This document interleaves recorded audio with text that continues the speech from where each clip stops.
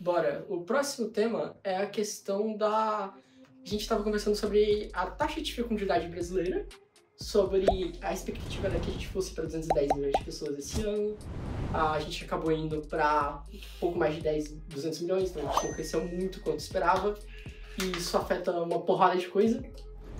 Consumo, por exemplo, a PIB, consequentemente. E o que eu tinha comentado nessa época que você falou que ia fazer um comentário, mas ia guardar pra live, é que se eu fosse da construção civil, eu ficaria de olho nesse tipo de número, entendeu? Tá, então a ideia é: o Brasil está crescendo menos do que o imaginado em termos de população.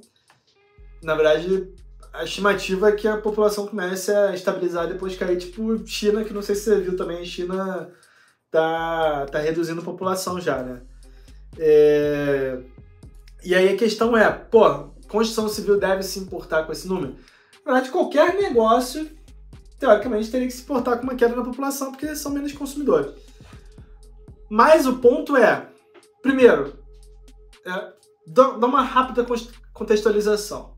Ter pessoas a mais no Brasil é importante no sentido de você ter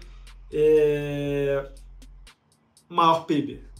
Por mais que o Brasil tenha uma produtividade muito baixa, se você analisar a produtividade do Brasil dos últimos 50 anos... Eu vi um estudo que falava que, tipo, um trabalhador americano produz o que 4 trabalhadores brasileiros produzem.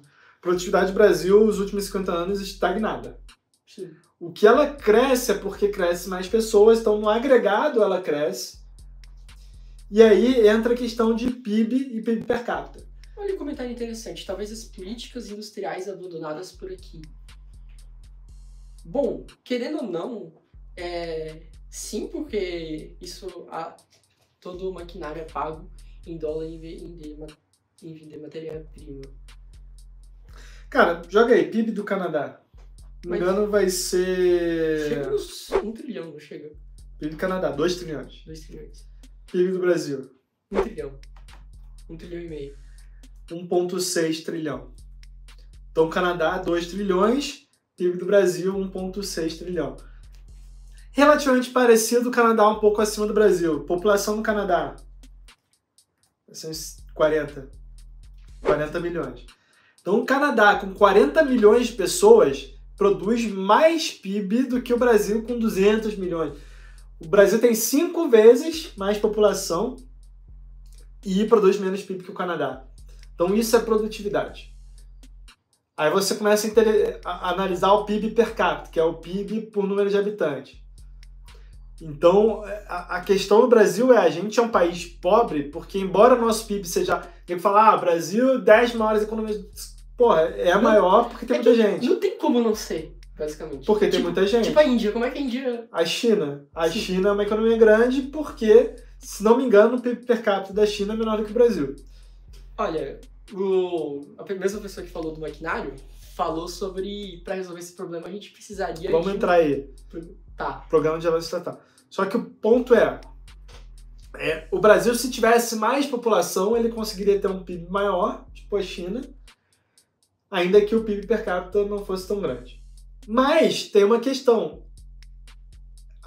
Por exemplo, a construção civil que você falou, cara, não depende só do número de pessoas. Depende da riqueza das pessoas. Se o Brasil, como país, for mais rico, se as pessoas individualmente elas forem mais ricas, elas conseguem consumir mais. Mas assim, se a gente considerar o fator Lulinha, paz e amor, vão vir programas do governo para estimular. Sim, assim como já aconteceu antes. Que era o que as pessoas esperavam para o primeiro ano de governo, não aconteceu. Bom ponto. Não aconteceu. Então, é uma surpresa para muita gente, para mim inclusive, o governo não está investindo em dívida individualmente para crescimento. Que foi o que eles fizeram, que eventualmente deu na crise da Dilma. Então, esse é o ponto. A redução populacional no Brasil, ela pode ser boa ou ser ruim, mas tem uma questão. Eu não sei se você viu, quando eles revisaram esse número da redução, o PIB per capita do Brasil aumentou. Né? Porque se o PIB é o mesmo, você está fazendo o PIB per capita com 210 milhões de pessoas, depois você começa a fazer com 200, o PIB per capita aumenta.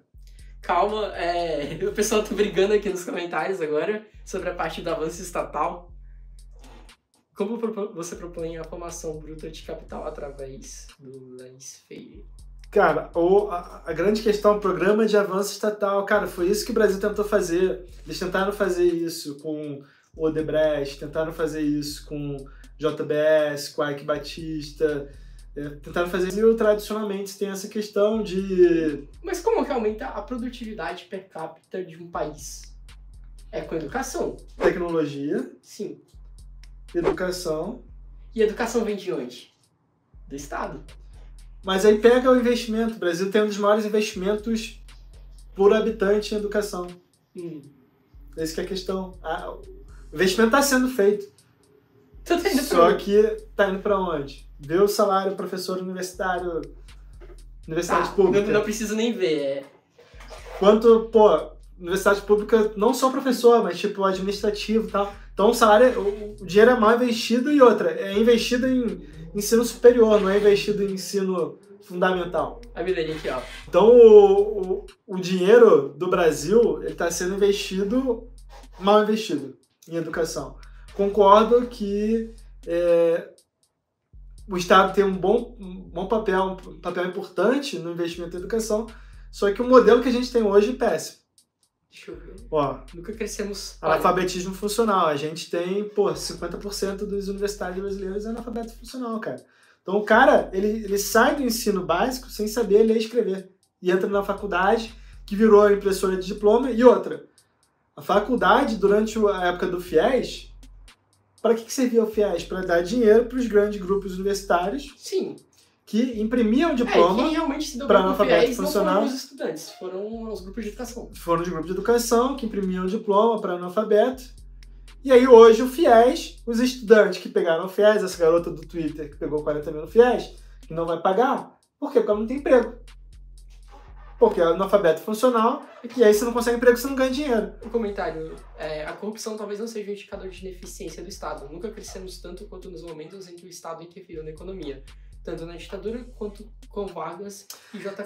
Não, cara, corrupção eu não vejo como um dos grandes problemas. Vejo como um problema no sentido de estímulo. Por exemplo, se eu tô vendo gente roubando sem ser punida, eu vou querer roubar também. E outro detalhe é que nessa época aí de Vargas e JK, a gente tinha uma taxa de fecundidade de, 10 filhos por mulher.